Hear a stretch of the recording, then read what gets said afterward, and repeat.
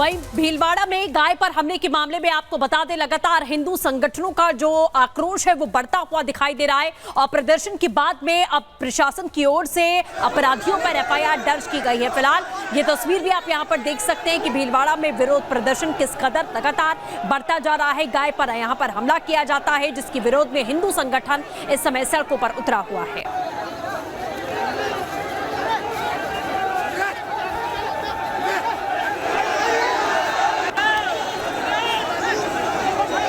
तो बिल्कुल ये तस्वीरें आप यहाँ पे लगातार देख सकते हैं कि किस तरीके के हालात यहाँ पर बने हुए हैं। भीलवाड़ा में तमाम जो प्रदर्शनकारी हैं वो इस वक्त प्रदर्शन करते हुए नजर आ रहे हैं। हालांकि जो पुलिस की टीम है वो इस वक्त यहाँ पर आप देख सकते हैं कि कैसे कंट्रोल करने की जो कोशिश है यहाँ पर की जा रही है, लेकिन साफ तौर पर हिंदू संगठनों की मांग है कि सबसे पहले आरोपियों पर कार्रवाई की जाए, उन्हें गिरफ्तार किया जाए, उसके बाद ही ये जो गुस्सा है, आक्रोश है, वो यहाँ पर शांत होता हुआ नजर आएगा। हालांकि प्रशासन की ओर से कहा गया है कि इस मामले में जो आरोपी हैं उनके खिलाफ एफआईआर दर्ज की जा चुकी है। गाय पर हमला बोला गया था, जिसके बाद से लगातार ये खबर जब फैली तो तमाम जो हिंदू संगठन के लोग हैं, समय आप देख सकते हैं, वो यहाँ प्रदर्शन करते हुए दिखाई दिए हैं और पुलिस उन्हें रोकने की कोशिश कर रही है। और अब बात बांग्लादेश की, जहां हिंदू होना गुनाह हो गया है। ये इसलिए क्योंकि लगातार जो हमले की खबर सामने आ रही है वो तो यही बयां कर रही हैं। हिंदुओं पर हमले हो रहे हैं, अल्पसंख्यकों पर हमले हो रहे हैं। इसके अलावा हिंदुओं के मंदिरों को निशाना बनाया जा रहा है, उनके घरों पर हमले किए जा रहे हैं। तोड़फोड़ की तमाम तस्वीरें हमने आपको दिखाई। तख्ता पलट के बाद क्या कुछ हुआ वो लगातार अपडेट आपको बताए, लेकिन अंतरिम सरकार के गठन के बाद भी हिंदुओं की सुरक्षा नहीं हो पा रही है। देखिए रिपोर्ट।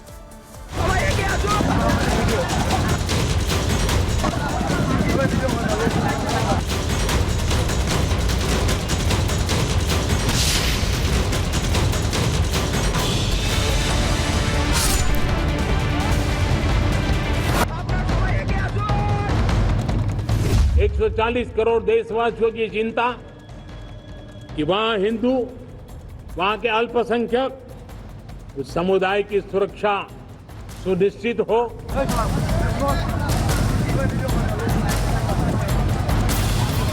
जो विभाजन हुआ तब बांग्लादेश में 27% हिंदू था, 27%, आज 9%। कहां गया?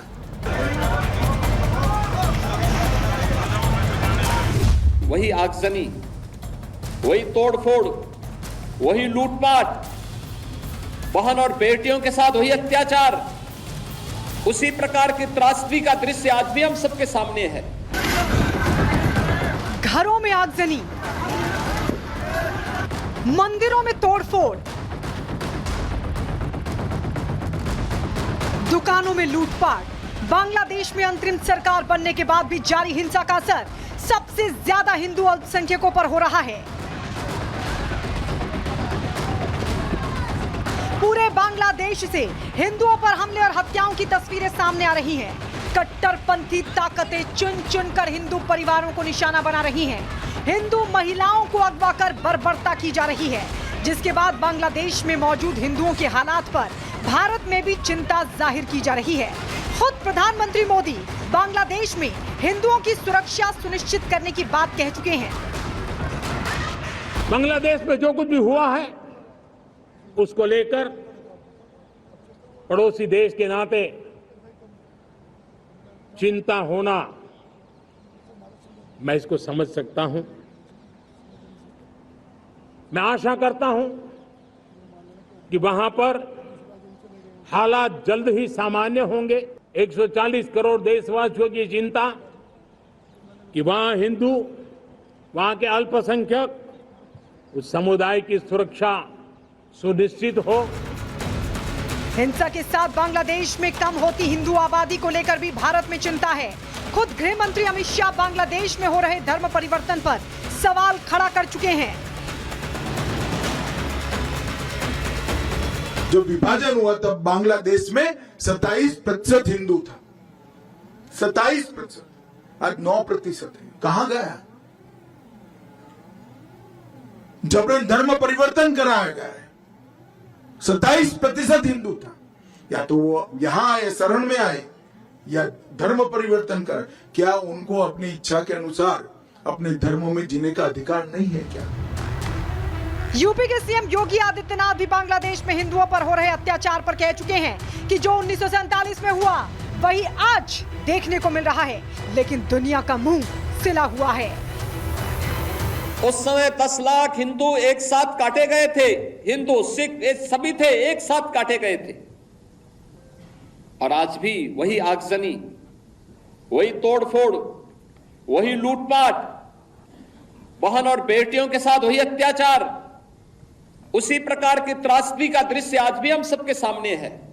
1.5 करोड़ हिंदू किस तरीके से बांग्लादेश के अंदर आज चिल्ला चिल्ला करके अपने आप को, अपनी अस्मिता को बचाने के लिए गुहार लगा रहे हैं और दुनिया के मुंह सिले हुए हैं। इतना ही नहीं, बांग्लादेश में मंदिरों में हो रही लूटपाट और तोड़फोड़ को लेकर भारत के संत समाज में भी आक्रोश है।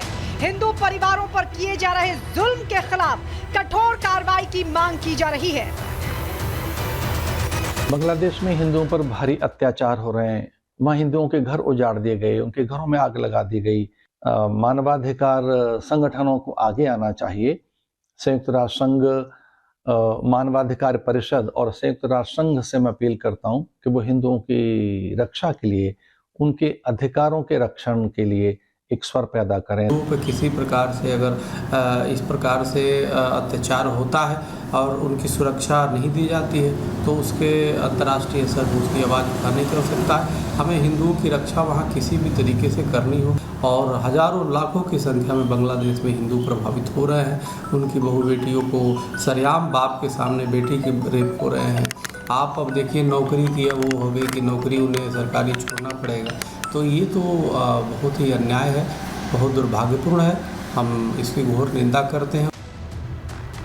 एक तरफ तो बांग्लादेश में हिंदुओं पर कट्टरपंथी ताकतों का अत्याचार, उनके घरों में हो रही तोड़फोड़, मंदिरों में लूटपाट, और दूसरी तरफ भारत में तेज होते विरोध के सुर के बाद सवाल है कि आखिर यूनुस सरकार में हिंदुओं पर हो रहे अत्याचार कब रुकेंगे? और अगर ऐसे ही हमले होते रहे तो भारत के पड़ोसी देशों के हिंदू आखिर कहां जाएंगे?